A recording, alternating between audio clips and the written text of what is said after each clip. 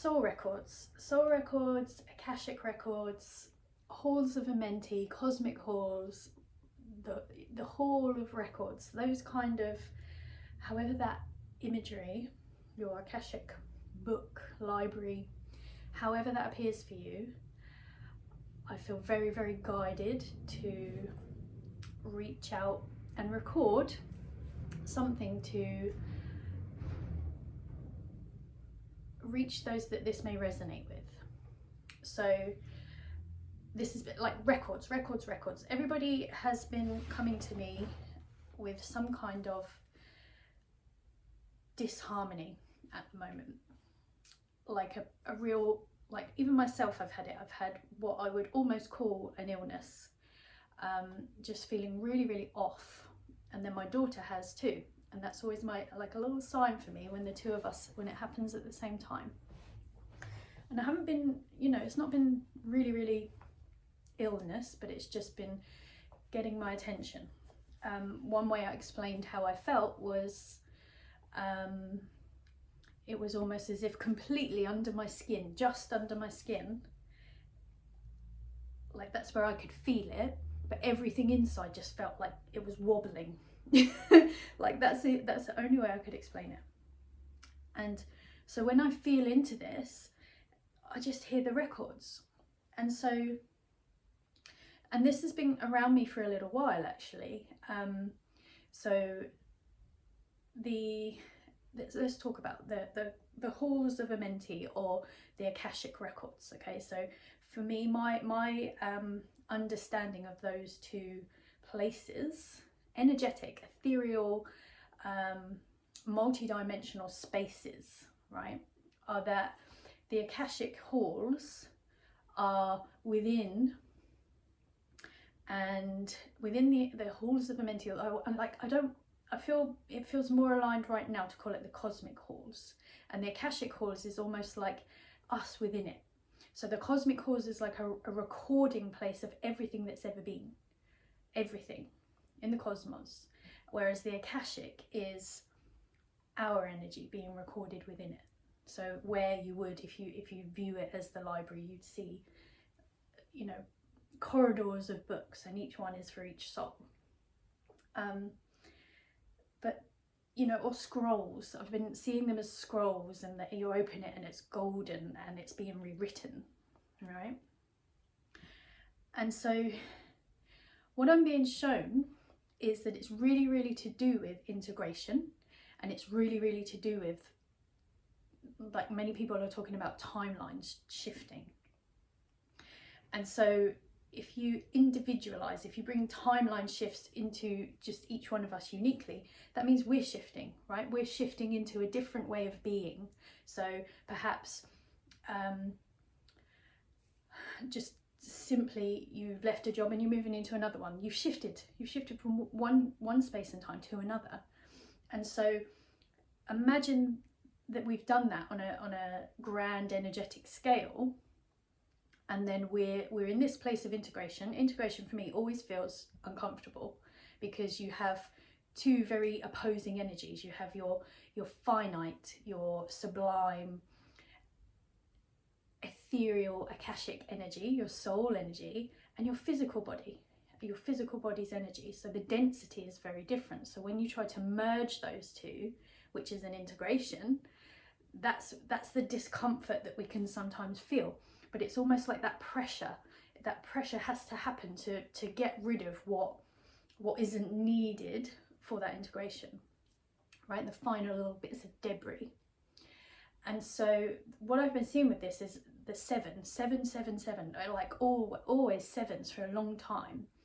And so that leads to, following this, it leads to Seshat, who is Thoth's consort, or one of Thoth's consorts.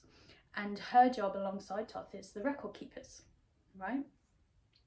The cosmic record keepers, the recording everything that's ever been. Imagining them as this personified energy of recording in the records. And so the journey that Seshat has taken me on is to the 7 gateways, the 7 chakras of the physical body. Realign them, work with them, clear them, cleanse them, assist them, because they are the portals where this integration first starts to happen, right? They're the feedback loops where all of our energy, our physical, emotional, spiritual, and mental energy can be read when we sense, when we heal, when we work with our energy. Our chakras are our first port of call, whether we know it or not, right? And so then, during this like deep integration of my own, whilst I've been closely working with my chakras in, you know, it's like coming back around to this new perspective of working with the energy, but also just coming back to the simplicity of working with the chakras, the 7 chakras. Not disregarding the others, but just sticking with the 7 that are around the physical body. Then that led me to Thoth, Seshat and Ma'at in the Hall of Records. So we're 3, right?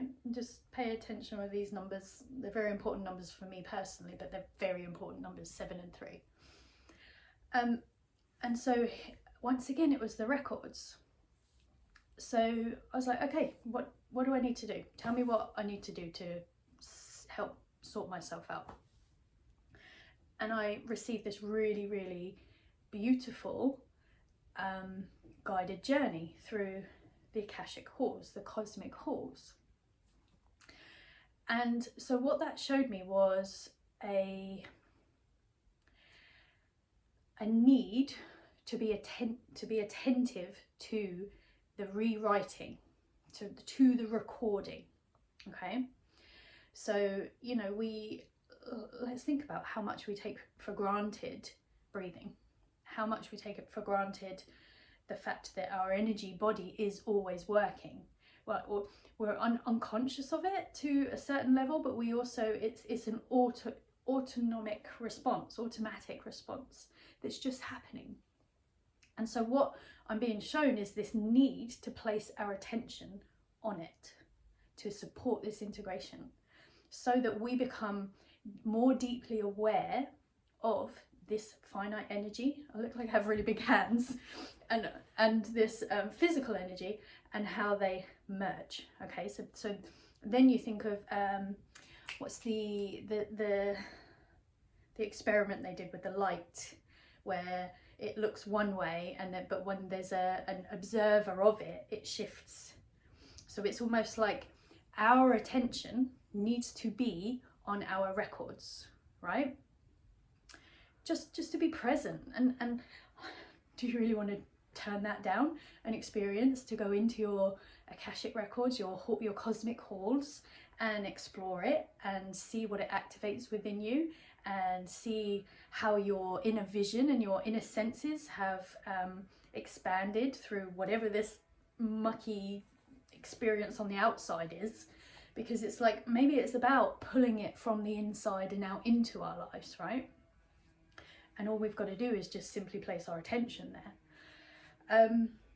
And I always know when I need to speak out about these things, because the prompts and the messages just don't go away.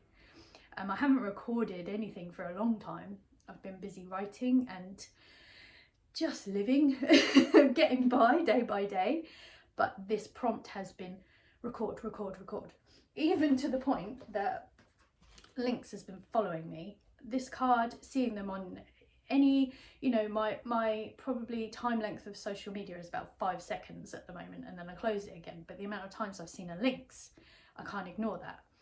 Lynx leads me to the Sphinx. It's all about the hidden records, the secrets that are within our fields, right? Our cosmic records, not just our soul and human records.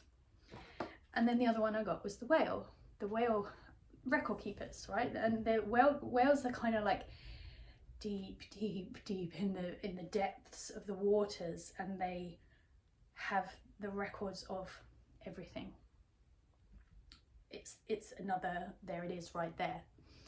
And then with my gong, I felt very guided to sit with my gong this morning and instead of the beaters, I was using the, I always forget the name of them, but they sound like whales, and it sounds like the whale call, and that's the message of the whale. And that was when I realized, oh, okay, this is time to speak, this is time to use the sound to spread this message.